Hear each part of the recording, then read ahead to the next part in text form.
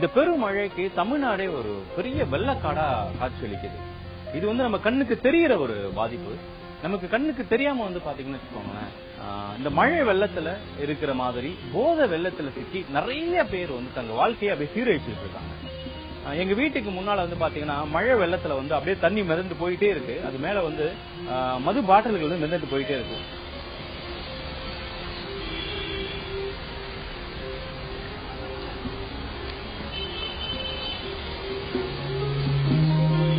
இதெல்லாம் பார்க்கும்போது இந்த மனித கலாச்சாரத்துடைய முன்னேற்றம் இப்படி சீரழிஞ்சு இருக்கே அப்படின்னு நினைச்சு எனக்கு ரொம்ப வருத்தமா இருக்கு.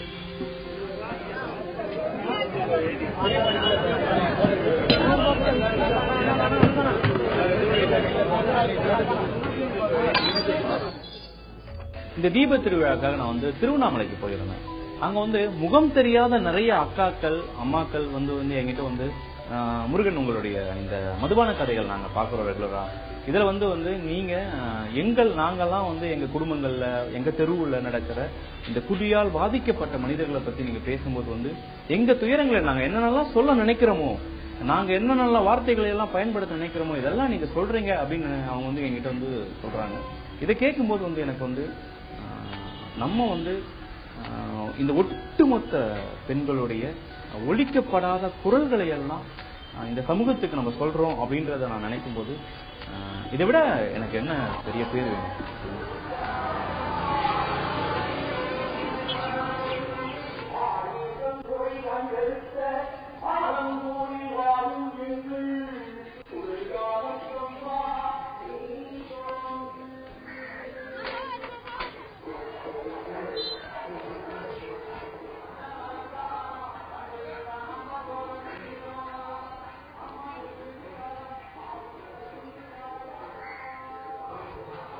திலகக்கா திலகக்கா திலகக்கா அக்கா வணக்கக்கா, எப்படி இருக்கீங்க? நல்லா இருக்கீங்களா? நானு நில்லு போதைய சீப்போன்னு சொல்லு, குடிகாரன் சொல்லு தண்ணியில கரையிற கல்லு, நல வாழ்க்கையும் குடி பூந்துட்டா நாசமாகுமே, நிலையாதவன் உயிர் சீக்கிரம் மோசம் போகுமே, போதையே பாதாளம் விழுந்துட்டா நீ சேதம், உயிரெனும் மேம்பாலும் உடஞ்சிட்டா யார் பாவம், நீதானே அழவப்ப உறவ நீங்காம ஓடணும் பிறவ சொல்லு, நானு நில்லு போதைய சீப்போன்னு சொல்லு, குடிகாரன் சொல்லு. இங்கதான் காதலிச்சு அவரு கட்டிங்க. அவரு கட்டி பிறகு என் பொண்ணு பிறந்துச்சு, நல்லா வச்சுன்னு இருந்தாரு. அப்புறம் என் பையன் பிறந்தான், நல்லா பார்த்தாரு கொண்டாருதான், சும்மா சொல்லக்கூடாது. பார்த்தாரு. அப்புறம் இடையில கொஞ்சம் கறியாவெல்லாம் பண்ணி நின்றாரு. கூட குடி தண்ணி சாப்பிட்டு அது மாதிரி இதாயிட்டு குடியும் மூட்டை வாங்கி சாப்பிடுவாரு. அந்த தண்ணியும் அந்த போட்டு இதாயிட்டு. திலகாக்கா வீட்டுக்கு போயிட்டு அவங்கள பார்த்த உடனே அவங்க கிட்ட அவங்களுடைய கதைகளை நான் கேட்க ஆரம்பிச்ச உடனே எனக்கு வந்து என்னுடைய அங்கம்மா அத்தையை வந்து எனக்கு ஞாபகப்படுத்தினாங்க. அவங்கள மாதிரி அவங்க இருந்தாங்க. அவங்க வந்து எனக்கு அவ்வளவு நெருக்கமா ஆயிட்டாங்க அந்த அக்காவை பார்த்த உடனே. அப்புறமா அந்த அக்கா வந்து அவங்களுடைய கதைகளை அப்படியே சொல்ல ஆரம்பிச்சாங்க. அந்த அக்கா வந்து ரொம்ப சாதாரணமா தான் அவங்க கதைகளை அப்படியே சொல்லிட்டு இருந்தாங்க. ஆனா அவங்க சொல்ல வந்து எனக்கு வந்து ஒரு மலை அளவுக்கான பாரத்தை அவங்க மனசுக்குள்ள அப்படியே சுமந்துகிட்ட பேசுற மாதிரி தான் எனக்கு தெரிஞ்சது.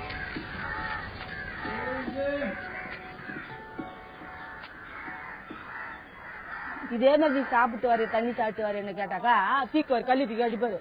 அப்படி இறவனத்து போய் பூந்து பதுங்கி அதுக்கப்புறம் என்ன அடிச்சாக்க உடனே சோறு கேட்பாரு. அவங்க போட்டு கொடுத்தா சாப்பிட மாட்டாரு. அவளை போய் இட்டுன்னு வா, போய் எங்க இருந்தாலும் இட்டுன்னு வா, நான் அங்கதான் இருப்பேன், வீட்டை சுத்தி வெளியில எல்லாம் போக மாட்டான், அந்த வீட்டுலாம் போக மாட்டான், அடிச்சாலும் வீட்டை சுத்தி தான் ஓடிடுவேன். அவளை போய் இட்டுன்னு வா, அவளுக்கு நான் சாப்பாடு வாங்கி சாப்பிடுவேன்.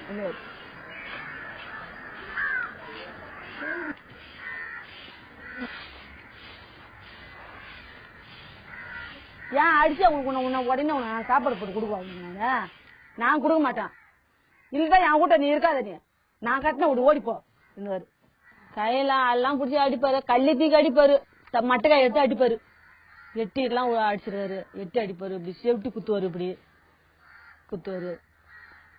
நெருடு மட்டைக்காயில அடிச்சுத ஒண்ணு அந்த கை வளவா குத்துப்பாரு. சாவா மிட்டு அடிச்சுத அடிச்சது வளவா அடிச்சதுதான். இது போய் கட்டு போட்டு வந்தோம், போய் கணக்கு செட்டில் போய் 3 நாள் 3 கட்டு போட்டேன். அதுல அதெல்லாம் செஞ்சாருதான். ஒரு நேரம் வந்து நெல்லா பார்த்தாரு, ஒரு நேரம் ரொம்ப கஷ்டத்தை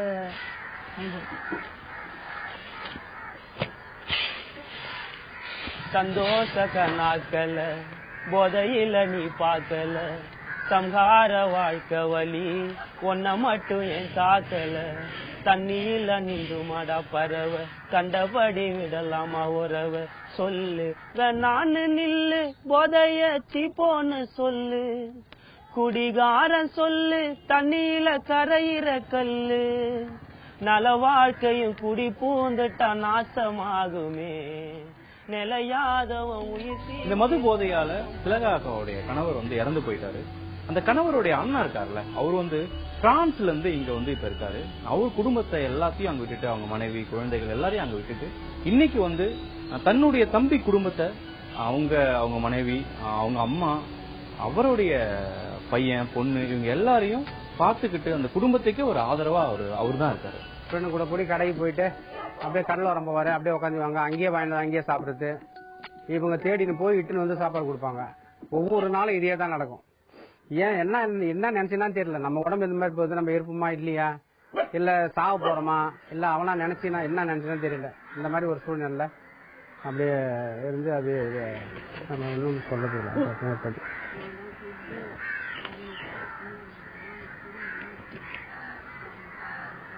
ஃபர்ஸ்ட் வந்து தண்ணி சாப்பிடாத ரத்தம் வாந்தி எடுத்தாரு. ரத்தம் வாந்தி எடுத்தா மறுபடியும் ஒரு பெட்ல சேர்த்தான். அது நல்லா போய் இட்டுன்னு வந்தாச்சு. இட்டுன்னு வந்து மறுபடியும் தண்ணி சாப்பிட்டாரு ஆரம்பிச்சாச்சு. குடிக்க வேணா நான் குடிக்காத பவுரி வீக்கமாகுது, சாப்பிடாத தண்ணி சாப்பிடாத குடிக்காதன்னு தான் நான் ரொம்ப பண்ணுவேன். போய் மூட்டை மூட்டையா வாங்கி வச்சுக்கின்னு குடிச்சாரு.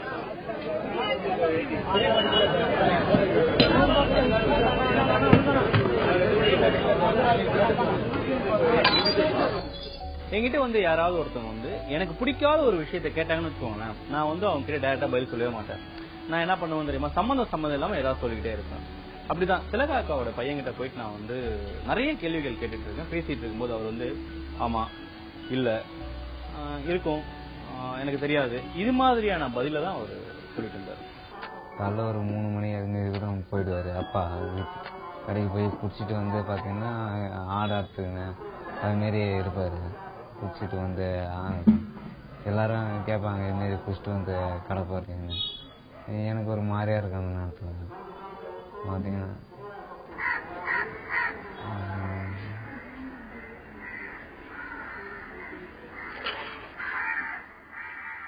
பொண்ணும் சொல்லும் சாப்பிடாதப்பா அதுவும் சொல்லும். கேட்க மாட்டாரு, கொஞ்சத்துல கேட்கவும் மாட்டாரு. நான் எங்கேயோ போறேன், ஆற கொடுக்குறாங்க, நான் சாப்பிட்றேன், நீங்களா குடுக்குறீங்க? வேலைக்கு போய் 10 ரூபா காசு நீங்க குடுக்குறீங்களா? உங்களை எப்படியெல்லாம் வளர்த்துருப்போம், எப்படியெல்லாம் நான் படிக்க வச்சிருப்போம், 10 ரூபா காசு கொடுக்குறீங்களா? நீ தான் தண்ணி சாப்பிடுற, எப்படிப்பா கொடுக்கறத? நீ தண்ணி சாப்பிடாத நாங்க குடுக்குறோம் நீ சொல்லுங்க.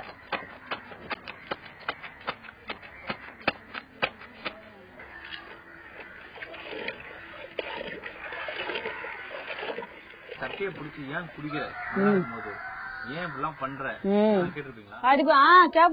கேப்பேன். அதெல்லாம் கேட்போம். அதெல்லாம் கேட்டா என்னான்னு அவரு மதிக்கவே மாட்டாரு. அவரு எது கட்ட தூக்கி அடிப்பாரு. என்ன உக்காந்து அழுவான். நம்ம சொல்றத கேட்கலையே, இப்படி எல்லாம் செய்யறாரு.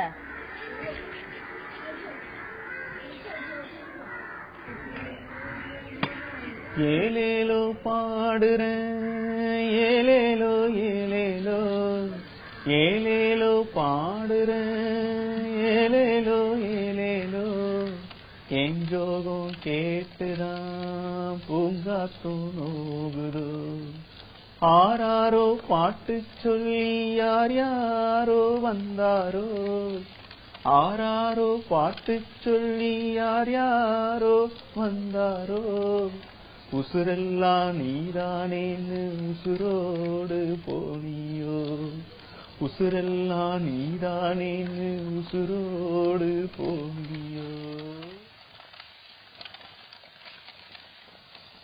இன்னும் போன ஆளை காணாம என்று தேடின்னு ஓடுவான். எல்லாரும் கேட்பான், சாராகால கிடக்குறன்னு சொல்லுவாங்க. இப்ப சாராகால போய் இழுத்துன்னு வருவான்.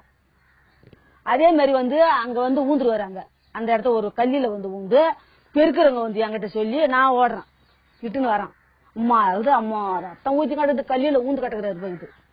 அங்க ஒருத்தர் பேரு தண்ணியில மூஞ்சி அடிச்சு அவரும் அவங்க மேல மூஞ்சி காரி துப்புறாராம். கேட்கிறாராம் அவங்கள என்ன வந்து பிடிச்சிட்டு போனாங்க பெருக்கிறவங்க.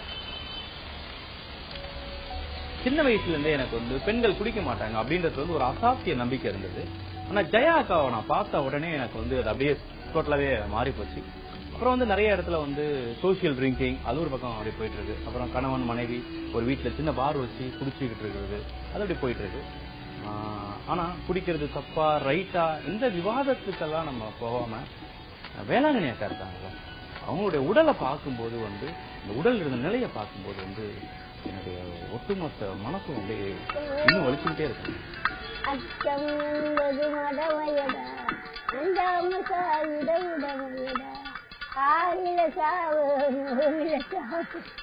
தாயகம் காப்பது கடமையடா, அச்சம் என்பது மடமையடா, அஞ்சாமை திராவிடர் உடமையடா.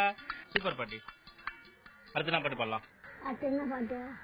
சரி, நீ சாராயம் குடிப்பியமே அப்படியா பாட்டி? எல்லாரும் சொல்றாங்க, நீ மட்டும் இல்லன்னு சொன்ன எப்படி?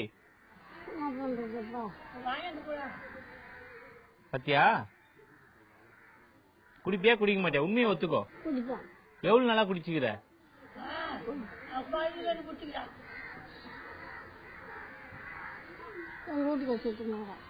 ஓ, உங்க வீட்டுக்கார சத்தில இருந்து குடிச்சிட்டியா?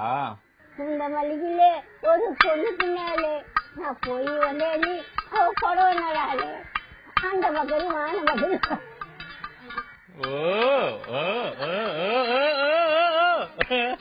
நீ வந்து ஏன் நிறைய சாராயம் குடிக்க ஆரம்பிச்சு இப்படி இருக்கிறிய? ஏன் இவ்வளவு டல்லா இருக்கிற? ஏன் இவ்வளவு டல்லா இருக்கிற? என்ன வயசாகுது உனக்கு? 55 இருக்குமா? 55 இருக்குமா? அப்ப நீ அங்க பாக்குற, உனக்கு தெரியாதா? முகத்தை மூடாத பாட்டி, இப்படி திரும்ப சொல்லு செல்லும். அத்த மகள் ரத்தினத்தை அத்தான் மறந்தானோ. அப்புறம் நடை கிண்ணி வர எல்லாம் மறந்தாரா? லா ஓஹோ ஓஹோ.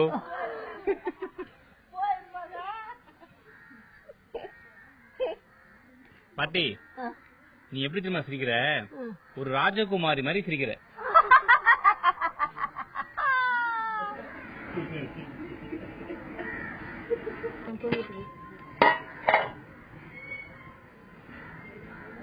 பாட்டி, சாராயம் குடிக்காம பாட்டி? குடிக்காம இருக்கியா? என் மேல சத்தியம் பண்ணு. நீயே எனக்கு மனவாட்டி, உன்னை மாலையிட்டு கைப்பிடிக்க சீவாட்டி. ஐயோ, என் ஒய்ஃப் மட்டும் கேட்டான்னு வச்சுக்க. இருக்க சந்திரன் ஏதோ, கைகள் இருக்க சூரியன் ஏதோ, சத்தியமாக எத்தனை பிறவி சேர்ந்து வாழோ நான் வருவேன். நீ வந்து குடிக்காம நல்லா இருந்தா உடம்பு நல்லா இருக்கும்ல. ஏன் பாட்டி குடிக்கிற?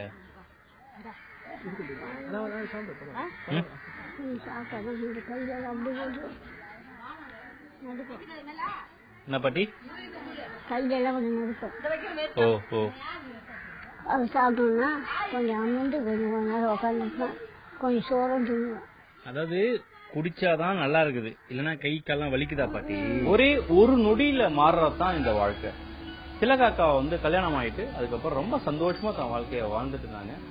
அந்த அண்ணன் குடிக்க ஆரம்பிச்சாரு, அவ்வளவுதான். அவங்களுடைய ஒட்டுமொத்த வாழ்க்கையும் அவருக்கும் மாறிடுச்சு, அந்த குடும்பத்தோட சந்தோஷமும் டோட்டலா மாறிடுச்சு. இந்த போதை இல்லைன்னா, இந்த போதை இறங்கின உடனே அந்த போட்டாக்க அது போதை கொடுக்கும் பொழுது அது வேற போட கத்துக்கணும். நாங்க 2 பேரும் தான் இருக்கிறோம். ஆனா அவங்க வீட்டாமாவை தான் ஹாஸ்பிட்டல் 20 நாள் 30 நாள் 35 நாள் நாங்க வீட்டுல ஹாஸ்பிட்டல்ல தானே இருக்கிறோம். பவுடர் அடிச்சு ஒரு சென்ட் கிட்ட சென்ட் எடுத்து போய் எல்லாம் குளிக்க சொல்றாங்களா ஹாஸ்பிட்டல்ல. இவர் எங்க நான் தூக்கி போய் நான் குளிப்பாட்டு தண்ணியை தொட்டு சுடு தண்ணி வருது இல்ல, தண்ணி தொட்டி உடவாரம் தொடச்சு தூக்கி அதுக்கப்புறம் நல்லா போட்டு வேற சட்டையை மாற்றி அங்கேயே கையில வந்து அப்படியே செம்ம கழிச்சுல அப்படியே போச்சு, அப்படியே அழைச்சி போட்டு வந்தோம். அங்கேயே ஹாஸ்பிட்டல்லே அழைச்சி போட்டு வந்தோம். நம்ம குழந்தை சாப்பிட்ட கையில அது மாதிரி கழிச்சுல அம்மா கழிச்சுல கேடு ஒரு துணியை போட்டு ஒரு துணியை அழைச்சி போட்டு இருப்பேன் கையிலே. மூத்திரம் அப்படியே படுக்காடியே போச்சு.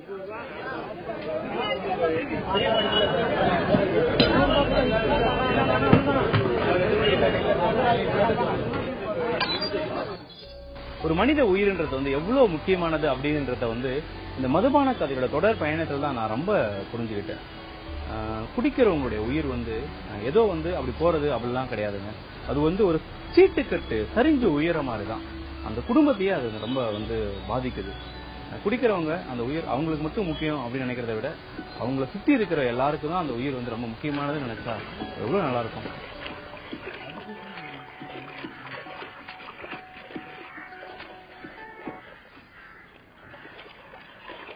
குடிக்காம இருந்தாருன்னா எப்படி இருப்பாரு, குடிச்சாருன்னா எப்படி இருப்பாரு?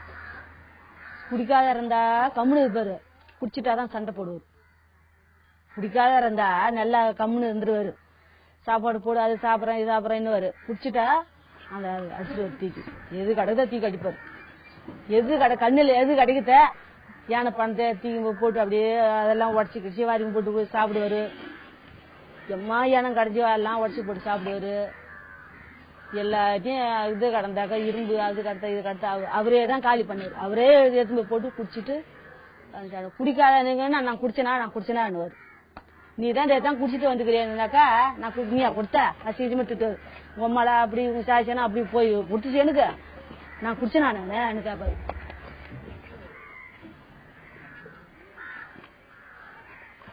இட்டுன்னு வந்து போறப்ப சாப்பிடாத கடந்து அவர் என்ன செஞ்சாரு, ரொம்ப இதாயிடுச்சு. அதுக்கப்புறம் போய் கோரிமோட்ல கொண்டு வச்சிருந்தான். கோரிமோட்ல வச்சு கோரிமோட்ல 2 இடு வச்சிருந்தான். கோரிமோட்ல நல்லாவா ஆகல. மறுபடியும் போய் இட்டுன்னு வந்துட்டான். இட்டுன்னு போய் கேங்கராமலையும் போய் வச்சுன்னு வந்த பாரு. மறுபடியும் அதை படிச்சு சாப்பிட்டு இருந்தாரு. அதுல போட்டுக்கிட்டலாம் அது இது தெரியாத போய் சாப்பிட்டாரு. சாப்பிட்டு வந்து அப்படியே படுத்துக்கிறது. அப்படியே இருக்க அப்படியே வவுறு அப்படியே உப்பிடுச்சு. அப்படியே மஞ்சாமலை வந்து மருந்து சாப்பிட்டு இருந்தாரு. மருந்து சாப்பிட்டு நல்லா ஆகல. ரெகுலரா ஒரு 2-3 டைம் சாப்பிட்டாரு. அது நல்லா ஆன மாதிரி தெரியல, அதிகமாகிடுச்சு சொல்லுது. இவரும் மறுபடியும் எங்கேயும் போகல. அப்புறம் வகுத்த வலி இதாத வலி சொல்லி அங்கே வந்து வீட்டுக்கு வருவார். எங்கள் வீட்டுக்கு வந்து சொல்லி இருப்பாரு. அதுக்கப்புறம் வந்து ஹாஸ்பிட்டலுக்கு போகலாம்பான்னு சொல்லிட்டு இட்டுன்னு போனோம். அங்கே போனதுக்கு வந்து ரொம்ப பிளட்ல கலந்து போச்சு மஞ்சாமலை நாங்கள். அப்புறம் ட்ரீட்மெண்ட் பண்ணாங்க. ட்ரீட்மெண்ட் பண்ணி நல்லா ஆயிடுது. இடையில கிட்டத்தட்ட ஒரு வருஷத்துக்கு முன்னாடி நல்லா ஆயிடுது. நல்லா ஆகி கொண்டாந்து விட்டேன். அதுக்கப்புறம் ரெகுலரா வந்து குடிக்க ஆரம்பிச்சிட்டேன். வவுறு ரொம்ப உப்புறதுக்கு ஆரம்பிச்சிருச்சு. மெலிசா அந்த ஆளு ரொம்ப வவுறு உப்புறதுக்கு ஆயிடுச்சு. வயிட்டா இருந்தாரு. அங்கிருந்து ஏத்தின வர பார்த்து ஒரே வயிட்டு ரொம்ப பிறண்டு இப்படி இது செய்ய முடியாது. அப்படியே தண்ணி தொடச்சி அப்படியே பரட்டி பவுடர் போட்டு அப்படியே போட்டு அங்கேயே அப்படியே வச்சிடறாங்க. கோரிமோட்டிலே ரவா கூட என்ன முடியாது, தூக்க முடியாது. அம்மா வயிட்டு செம வயிட்டுல இருந்தாரு. ஒன்னும் சரி வர மாதிரி தெரியலன்ட்டாங்க டாக்டர். இட்டுன்னு போக சொன்னாங்க. 20-25 நாள்லயே இட்டுன்னு போக சொல்லிட்டாங்க. நாங்க இட்டுன்னு வர மாதிரி இல்ல. சரி என்ன இவ்வளவு நாள் ஆகுது, கொஞ்சம் கூட மூவ்மெண்டே இல்லையாங்க, என்னங்க டாக்டர் கேட்டதுக்கு நல்லா வர மாதிரி தெரியலப்பா, கிட்னி எல்லாம் ரொம்ப ஃபெயிலியர் ஆகி போச்சு சொன்னாங்க. அப்புறம் எங்களுக்கு ரொம்ப மனசு கஷ்டமாச்சு. இவ்வளவு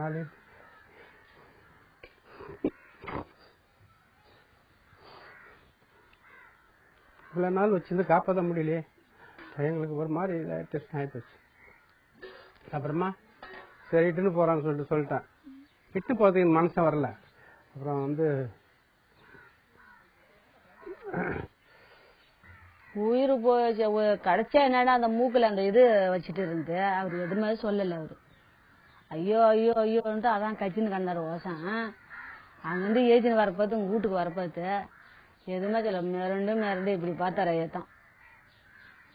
நான் போட்ட பிறகு தான் அந்த பால் அப்படி நின்று போச்சு. அப்படி எல்லாம் போட்டாங்க, நிக்கவே இல்லை. நான் போட்ட மாதிரி என்ன உருண்டு மிரண்டு இப்படி பார்த்தாரு. பார்த்துட்டு அப்படி டப்புன்னு போயிடுச்சு.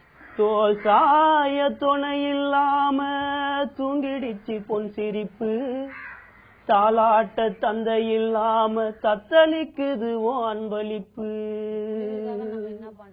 மேகமே சோகமாகி ஓயாம அழுகுதே, கோடான கோடி இன்பம் போதைக்குள்ளதான் மூழ்குதே. நாடி நரம்பு ஓடும் போதும் குடிச்சு தானே அழிச்ச, கடைசி மூச்சு நிக்கிறப்போ வாழ ஏனோ நினைச்ச, நீண்டோட பிறந்த உறவு நித்தம் உழைக்குதே, சொல்லிக்கொள்ள வழி இல்லாம சத்தம் இல்லாம உருகுதே, தோல் சாய துணை இல்லாம தூங்கிடுச்சு பொன் சிரிப்பு, தாலாட்ட தந்தை இல்லாம தத்தளிக்குது அன்பளிப்பு.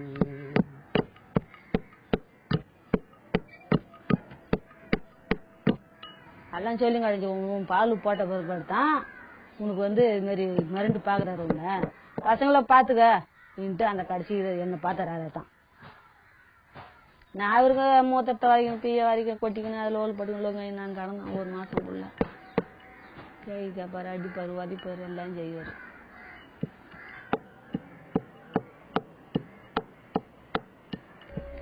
இந்த உலகத்திலே மிகப்பெரிய துயரம் வந்து ஒரு அம்மா தன் மகனை பறி கொடுக்கறது. திலகாக்காவோட மாமியார் வந்து தன்னுடைய மகன் இறந்ததை பத்தி அவங்க பேசுறாங்க.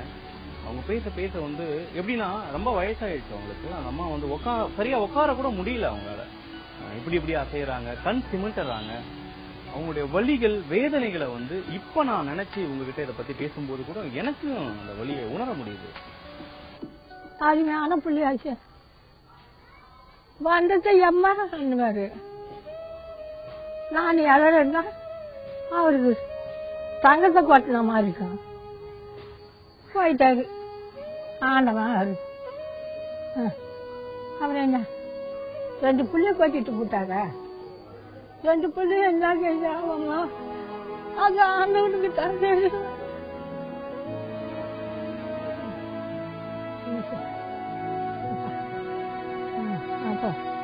அதுக்கு என்ன ரொம்ப கஷ்டமா தான் இருக்குது. அவரு செத்துட்டாரு. ஒரு மங்கில எடுத்து உடலையே செத்துட்ட. 2 ஒரு பொண்ணு ஒரு புள்ள வச்சுக்கிறோம். அந்த ஒரு பிள்ளைக்கு நம்ம பாதபூசம் நம்ம செஞ்சுக்கலையா? நம்ம அந்த கஷ்டமாச்சு. ஒரு ஆம்பளை இருந்தா வீட்டா இருந்தா ஒரு துணையாச்சு நம்மளுக்கு. ஆம்பளை எல்லாம் ஊடாகிட்ட நம்மளுக்கு கஷ்டத்தை கொடுக்குறாரு. அந்த கவலை காம காட்டுல ஒத்த நிலா, கள்ளி செடியில நிழலிருக்கா,